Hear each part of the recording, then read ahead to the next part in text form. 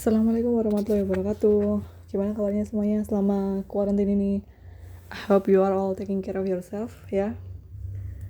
Jadi saya akan coba sharing mengenai satuan konsentrasi yang digunakan dalam perhitungan sifat koligatif larutan.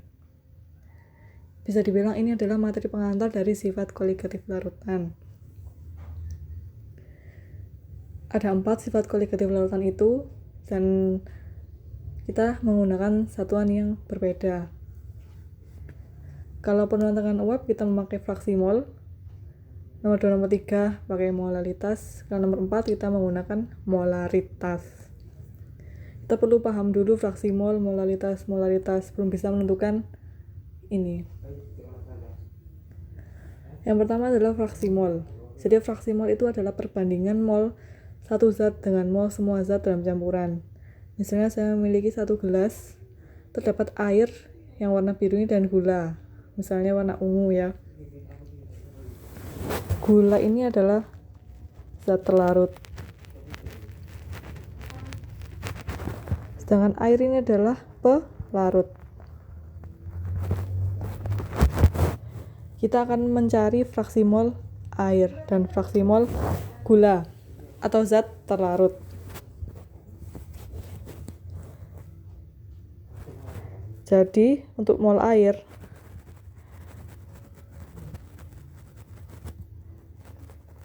itu dilambangkan dengan XP. XP adalah berarti mol air dibandingkan dengan mol air ditambah mol gula. Seperti ini ya, mol air dibagi dengan mol semua komponennya. Semua komponennya ya mol air dan mol gula. Bisa disingkat, kalau mol kan satu dilambangkan dengan N. Dan air ini kita lambangkan dengan P, ini dilambangkan dengan T, zat terlarut. NP per NP plus NT. Kalau P di atasnya P. Kalau gula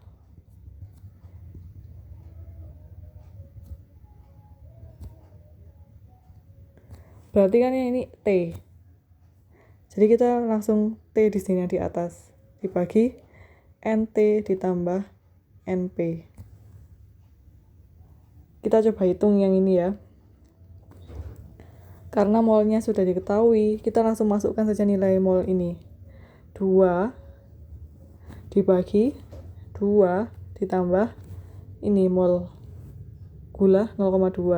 Sehingga 2 per 2,2. Hasilnya adalah 0,9. Untuk fraksi mol gula yang di atas berarti gula 0,2 dibagi 0,2 ditambah 2. 0,2 per 2,2. Sehingga hasilnya adalah 0,1.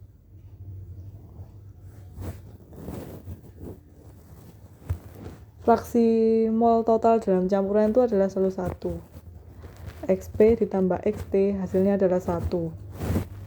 Tadi XP kita sudah hitung pertama kali ya, tadi hasilnya 0,9. Sehingga untuk XT kita bisa langsung masukkan aja 1 dikurangi 0,9. 0,1.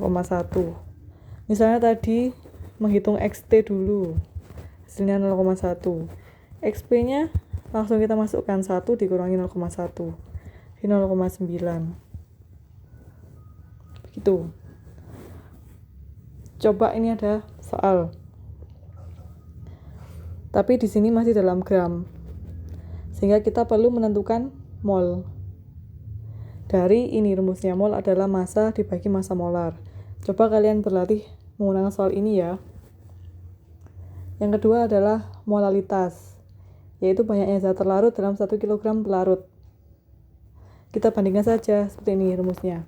M sama dengan banyaknya zat terlarut dibagi pelarut, tapi dalam satuan kilogram. Banyaknya zat itu dalam kimia adalah mol. N. Mol itu simbolnya N. Dibagi dengan pelarut P dalam satuan kilogram.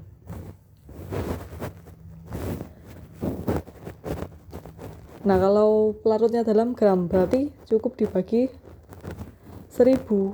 P dalam gram bagi 1000. Ya kan?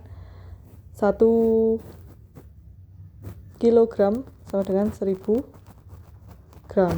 Nah, kalau 1 gram 1/1000 kilogram. Nih. Kalau molnya belum diketahui, bisa menggunakan cara ini, massa dibagi massa molar dikali 1000 per P dalam gram. Ini bisa dibalik ya. Jadi ini N kali 1000 per P dalam gram. Nah, itulah asal usulnya, ini bisa dipindah ke sini. Ini kita berlatih menentukan molaritas larutan jika sebanyak 60 gram urea dilarutkan dalam 100 gram air kurang. Diketahui berat molekul urea 60 gram per mol. Untuk mencari molaritas, yang tadi N per P. Karena molnya belum diketahui, mol ureanya ini,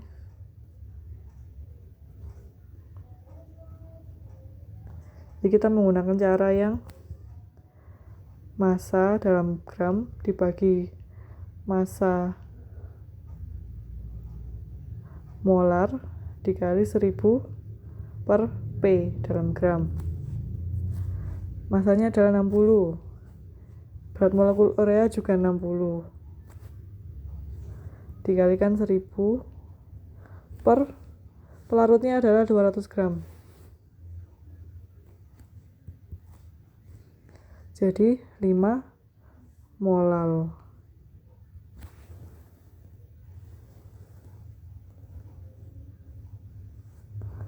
Selanjutnya adalah molaritas. Molaritas ini sudah sering kita jumpai ya biasanya. Satuannya bisa saja menggunakan M atau mol per liter. Molaritas adalah banyaknya zat terlarut dalam 1 liter larutan. Di larutan ini itu mengandung zat terlarut dan pelarut.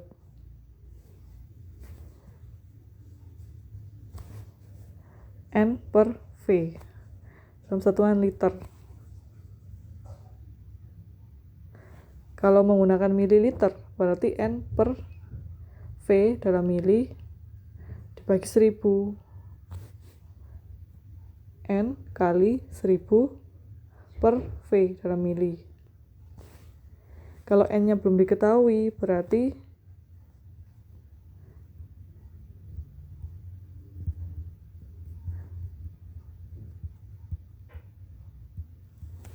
tuh, ini rumusnya. Tergantung maunya soal seperti apa. Kita berlatih untuk soal yang ini dalam pengaplikasian molaritas.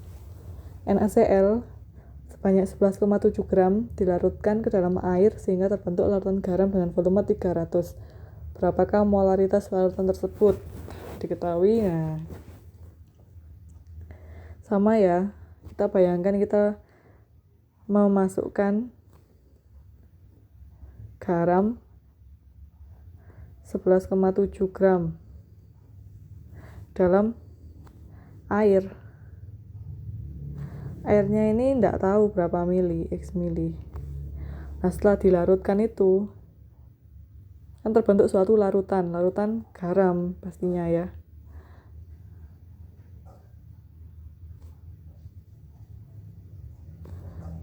Garamnya tadi sudah larut, padatan ini dilarutkan.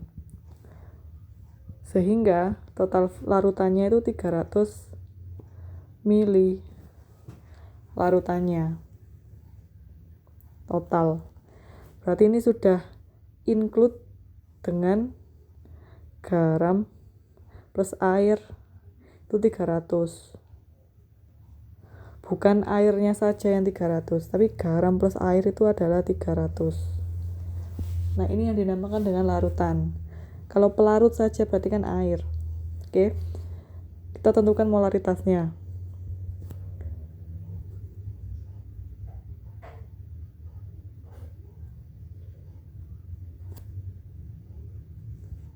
Volumenya karena mili kita bagi dengan VL.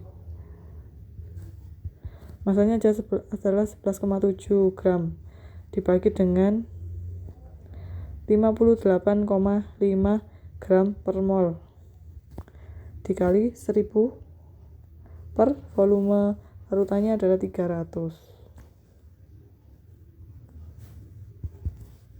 0,2 dikali 10/3.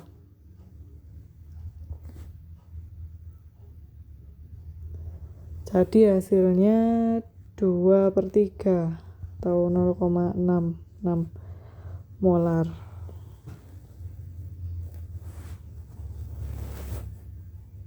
Ya, seperti itu. Jadi bedanya kalau molal itu pakai pelarut.